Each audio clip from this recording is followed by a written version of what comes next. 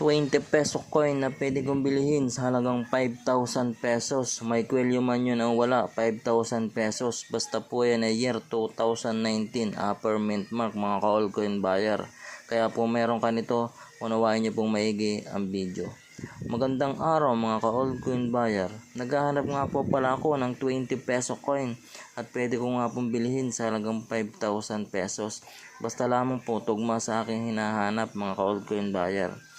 Ganito pong klaseng 20 peso coin, ngunit hindi po lahat ng 20 peso coin ay aking binibili. Meron po ako mga taon na hinahanap, dapat po tugma sa aking hinahanap na taon para mabili ko po yan sa inyo sa halagang 5,000 pesos. Isa-isahin po natin ang aking hinahanap.